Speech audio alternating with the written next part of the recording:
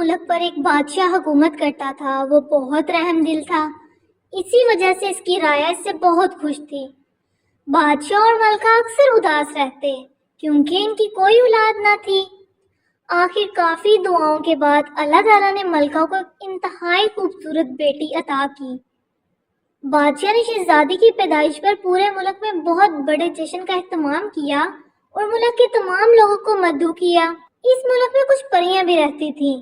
بادشاہ نے ان 7 پریوں کو بھی مدعو کر لیا۔ دعوت والے دن 7 کی بجائے 8 پریاں موجود تھیں۔ دراصل ایک بہت ہی بوڑھی پری کو بہت دنوں سے کسی نے نہیں دیکھا تھا، اس لیے سب سمجھے کہ وہ مر چکی ہے۔ اسی وجہ سے بادشاہ نے اسے نہ بلایا۔ جب تمام لوگوں نے شہزادی کو تحائف دیے تو ایک پری آگے بڑھی اور بولی، میں شہزادی کو حسن کا تحفہ دیتی ہوں۔ دوسری نے کہا، میں اسے دیانت کا تحفہ پیش کرتی ہوں۔ تیسری پری بولی، میری طرف سے شہزادی کے لیے شان و شوکت کا تحفہ ہے۔ چوتھی پری نے اپنی باری آنے پر شہزادی کو خوبصورت ناچ کا تحفہ دیا۔ پانچویں پری نے خوبصورت آواز، جبکہ چھٹی پری نے موسیقی کا تحفہ پیش کیا۔ قبل اس کے کہ 7ویں پری شہزادی کو تحفہ دیتی، بوڑھی پری آگے بڑھی اور بولی، شہزادی کو چرخے کا تکلا چبھے گا اور وہ مر جائے گی۔ بادشاہ اور ملکہ یہ سن کر رونے لگے اور تمام رعایا غمگین ہو گئی۔ اتنی دیر میں 7ویں پری آگے آئی اور بولی، میری طرف سے یہ تحفہ ہے کہ شہزادی مرے گی نہیں بلکہ 100 سال کے لیے گہری نیند سو جائے گی اور 100 سال بعد ایک خوبصورت شہزادہ آ کر اس کو نیند سے بیدار کرے گا۔ بادشاہ نے اپنے ملک سے تمام چرخے ختم کروا دیے تاکہ شہزادی کو بچایا جا سکے۔ سال پر سال بیت گئے، یہاں تک کہ شہزادی 16 سال کی ہو گئی۔ اس دن شہزادی کی 16ویں سالگرہ کا جشن اپنے عروج پر تھا۔ جب شہزادی ہوا خوری کے لیے باہر نکلی، وہاں اس نے دیکھا کہ ایک بہت ضعیف عورت چرخہ کاٹ رہی تھی۔ شہزادی نے کیونکہ چرخہ کبھی نہیں دیکھا تھا، اس لیے حیرت سے تکنے لگی۔ بوڑھی عورت نے کہا، بیٹی یہاں آؤ، یہ لو، اسے خود چلا کر دیکھو۔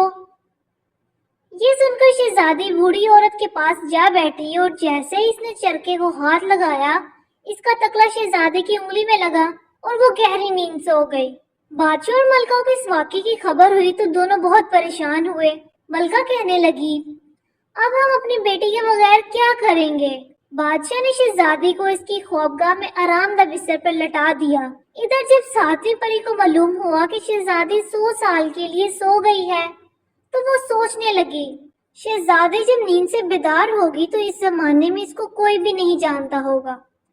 یہ سوچ کر اس نے پورے محل پر جادو کر دیا۔ اس جادو کی وجہ سے محل میں موجود تمام جاندار سو گئے، حتیٰ کہ شہزادی کا پالتو کتا جو اس کی خوابگاہ کے دروازے پر بیٹھا تھا وہ بھی وہیں سو گیا۔ پری نے جادو کے ذریعے محل کے گرد اونچی اونچی دیواریں بنا دی اور ان دیواروں کے ساتھ لمبے لمبے درخت اور بیلیں اگا دی تاکہ کوئی محل میں داخل نہ ہو سکے۔ ایک روز ہمسایہ ملک کا شہزادہ شکار کھیلتا ہوا اس طرف آ نکلا۔ اس نے محل دیکھا تو پوچھا، یہ کس کا محل ہے؟ لوگوں نے بتایا کہ یہ جادو کا محل ہے، اس کے اندر ایک شہزادی 100 سال سے سو رہی ہے۔ جو شخص بھی اس کے اندر جانے کی کوشش کرتا ہے وہ زندہ واپس نہیں آتا۔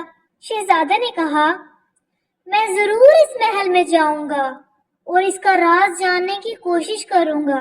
لوگوں کے بہت سمجھانے کا بھی شہزادے پر کوئی اثر نہ ہوا اور وہ محل کی طرف چل پڑا۔ محل کے قریب پہنچ کر شہزادے نے جو ہی درختوں اور بیلوں کی شاخوں کو ہٹانے کے لیے ہاتھ بڑھایا، وہ خود بخود ہٹتی چلی گئی اور شہزادے کو راستہ ملتا گیا۔ شہزادہ یہ دیکھ کر بہت حیران ہوا۔ چلتے چلتے شہزادہ محل کے دروازے پر پہنچ گیا۔ اس نے ابھی دروازے پر ہاتھ رکھا ہی تھا کہ دروازہ بھی خود بخود کھل گیا۔ شہزادہ دروازے سے اندر داخل ہو گیا۔ شہزادہ نے ابھی بات پوری کی ہی تھی کہ زوردار دھماکہ ہوا، تیز ہوا چلنے لگی اور شہزادی نے آنکھیں کھول دی۔ اس کے ساتھ ہی محل میں سوئے ہوئے تمام جاندار جاگ گئے کیونکہ اب جادو کا اثر ختم ہو چکا تھا۔ بادشاہ اور ملکہ اپنی بیٹی کو مل کر بہت خوش ہوئے۔ سب نے مل کر شہزادی کی 16ویں سالگرہ منائی کیونکہ 100 سال گزرنے کے باوجود سب لوگوں کی عمریں وہی تھیں جو ان کے سونے سے پہلے تھیں۔ شہزادی اور شہزادہ خوشی سے جھومتے رہے۔ کچھ دن بعد دونوں کی دھوم دھام سے شادی ہو گئی اور شہزادہ اپنی شہزادی کو لے کر اپنے ملک روانہ ہو گیا، جہاں دونوں ہنسی خوشی رہنے لگے۔